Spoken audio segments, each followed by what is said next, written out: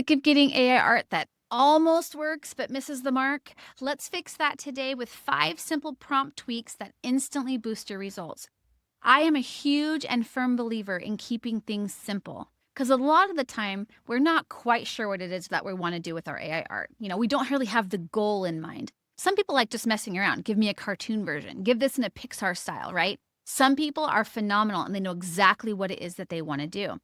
Both ways are great, but let's really iron out 5 ways that you can make sure that your AI art looks the way that you envision it in your head, or at least as close as we can. They can't think like us, right? Okay, so I'm Bonnie, and I'm from That PLR Shop, and my goal is to help you learn how to do AI art, how to use it in your businesses and in your personal life, if that's what you dig.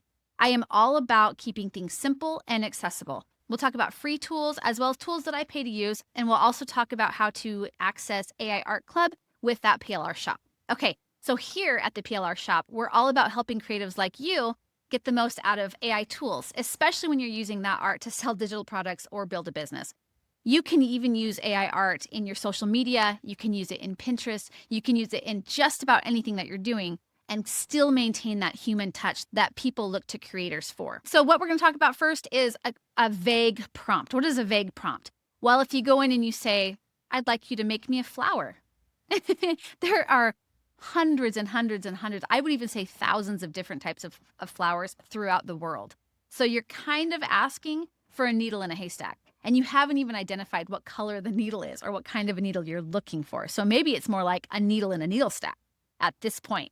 So what you want to do is you're going to add clarity. This is your first tip. You're going to add clarity with words like vibrant, elegant, moody, minimalistic, or just identify the type of flower that you want. So let's say, for instance, I'm like, hey, I would like you to make me a vibrant flower, make me an image of a vibrant flower.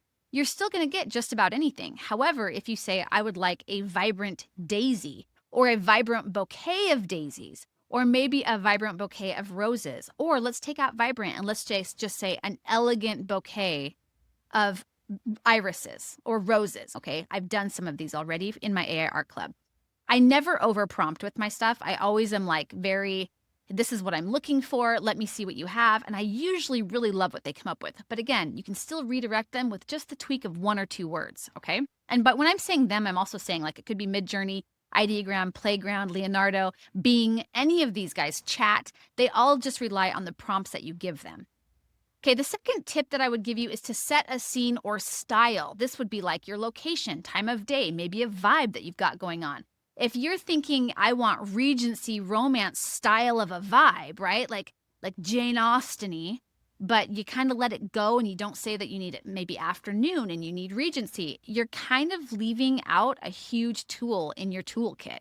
So for instance, I might say, I would like a cozy cottage in autumn at golden hour. This is going to give me some terrific options, okay? It's going to show great lighting. It's going to also, maybe if it's autumn, I'm going to have great coloring because of all the different leaves, depending on where it's at, right? I could take it a little bit further and say, I'd like this to be set in Maine, right? Because then they have all of those really great coniferous forests. They have the leaves falling everywhere. Now, if I was setting this over in like the northwest part of the United States, it'd be more like a deciduous area, right? You might have your tamaracks, they're yellow, but there's not very many, right? So you would really, if you identified your location, that would actually contribute to the way the colors and stuff and the layouts are. So how you use your setting and your location and even your vibe really can add an entire layer to your image that you weren't expecting or that it wasn't expecting to give you. It, he, she, I don't know. my chat's a he, but my ideogram's a she. You explain it. Tip 3 that I have is to pick an art style or medium. I've seen a lot of people who are like, oh, I have to take it all the way and go like Van Gogh with this. No, you don't have to go that far. You can, but you don't have to.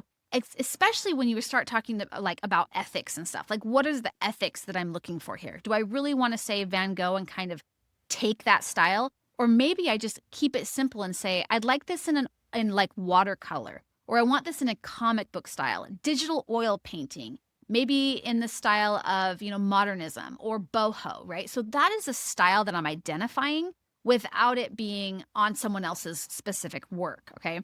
We have a lot of that going on in the author industry right now. And if you're a content creator, you really need to be aware of plagiarism and you need to be aware of what is ethical. So make sure and check out my other videos where I'm talking about the ethics of using AI art in both your work as well as in your personal life. Okay, so when you use things like, I would like this in watercolor style, I'd like this in the crayon, hand-drawn style, anything, markers, it helps Midjourney, DALL-E, Ideogram, and anything else you're using generate a consistent style, and then it will actually be something that you can use because it's what you were looking for. If you're like, I would like this to be set up in the 1980s JCPenney's photo family portrait style, you're extremely explicit, and that tells it exactly what it wants to do. And let's be honest, that style can be copied for the next 500 generations, and it would never, ever still be good. But you might want to use it.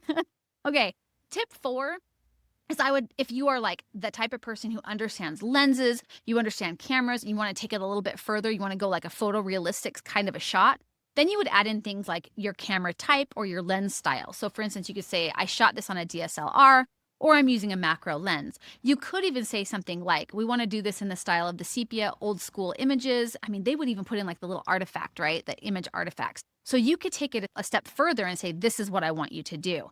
I don't ever recommend this unless you know what it is you're looking for specifically. Because myself, I'm like, I don't know, I use my Samsung phone when I want to take videos or images because it does such a great job.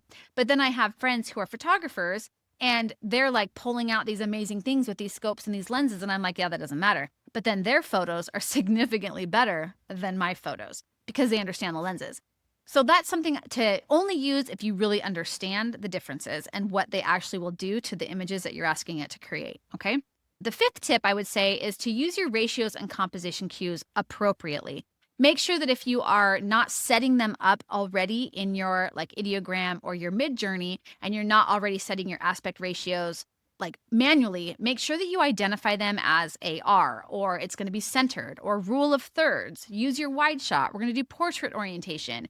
Midjourney is really great at this, where you like pick out your AR ratio and it looks like hyphen AR 3:4, right? Like it's really great. You can do that. Or you can just go ahead and select that inside of your program before you even generate a prompt. I really like Ideogram for that because you can pick like the ebooks and it gives you all the options that it will give you the 4 in. Midjourney does the same thing.